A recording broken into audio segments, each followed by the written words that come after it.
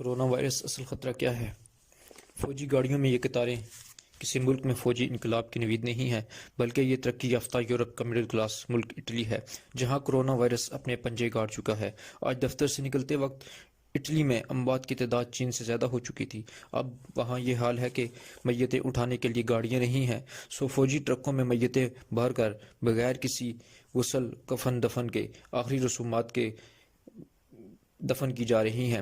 ایران میں ہر 10 منٹ میں corona virus سے ایک موت واقع ہو رہی ہے۔ وہ دوائیں خریدنے کے لیے ساری دنیا سے بھیک مانگ رہا ہے، لیکن کہ پابندیاں ہٹا لو۔ اب آتے ہیں پاکستان میں کہ جہاں پوری قوم یہ سب کھیل تماشا سمجھ رہی ہے۔ کچھ چیخ رہے ہیں کہ یہ سب بند کیوں کیا گیا ہے، اور کچھ شہر بند ہونے کی خوشی میں دعوتیں کر رہے ہیں۔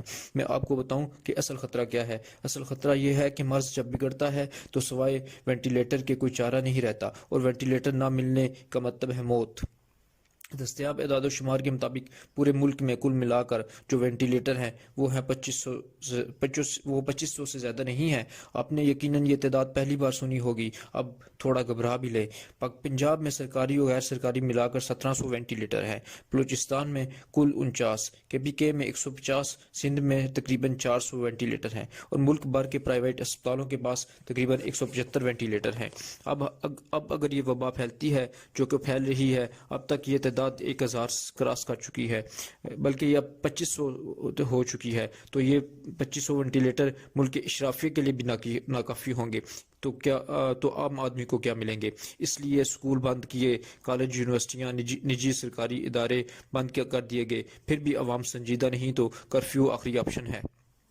جو لوگ یہ سمجھتے ہیں کہ حکومت پر دباؤ بڑھا کر کاروباری زندگی بحال کر لیں گے، وہ ہوش کے ناخن لیں۔ 1,75,000 وینٹیلیٹر ہیں امریکہ کے پاس، اور وہ خوف سے لرز رہا ہے۔ بھارت جو ہم سے بہت آگے ہے، وہ اتوار سے کرفیو نافذ کر رہا ہے۔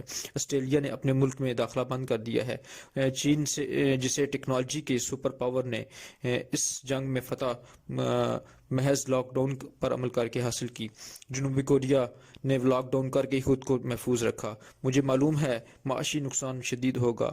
یہاں آجر صفاق ہے، دکاندار اپنے ملازم کو بغیر کام کی تنخواہ نہیں دے گا، دیہڑی دار مزدور کا چولہا بند پڑا ہے۔ لیکن اگر یہ نہیں کریں گے تو تصویر کا دوسرا رخ بہت بھیانک ہے۔ یاد کریں ذرا ہیٹ سٹروک کو،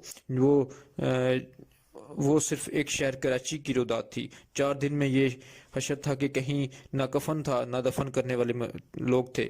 مردہ خانے بھر چکے تھے۔ نمائش چرنگی پر JDC ٹینٹ لگا کر میتیں رکھے بیٹھا تھا۔ مزدور اور دیہڑی دار طبقے کے لیے مڈل کلاس اٹھے اور اپنے ساتھ کم از کم ایک خاندان کو ایک وقت کا راشن دلوائے۔ لیکن جو ہدایات ہیں کہ ہاتھ نہ ملائیں، اجتماعات نہ کریں، گھروں میں رہیں، بلا سبب گھر سے باہر نہ نکلیں، خدا را اس پر عمل کریں، یہ سب مذاق نہیں ہے۔ یہ ساری دنیا پاگل نہیں ہے جو اپنے کاروبار سمیٹ کر بیٹھ گئی ہے۔ اب اللہ پر توکل کریں، لیکن انتظامات کرنے کے بعد۔ یہ وقت فیس بک پر عمران خان عثمان بزدار پر میمز بنا کر ان کو رگڑا دینے کا نہیں ہے۔ ایک قوم بنے اس بحران سے نکلنے کے لیے۔ یہ تیسری عالمی جنگ کے درجے کی ایمرجنسی ہے، اسے سمجھیے اور غیر سنجیدگی ایک طرف رکھ کر ایک قوم کا ساتھ دیں۔ اگر آپ خود کو گھر میں رکھیں گے، خود گھر نہیں بیٹھیں گے، تو فوج آپ کو ڈنڈے مار کر گھروں میں رکھے گی۔ اگر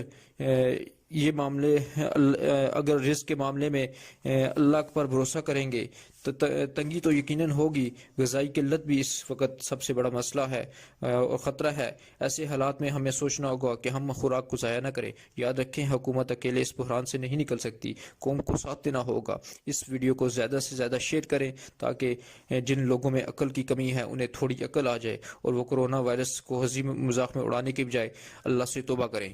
شکریہ۔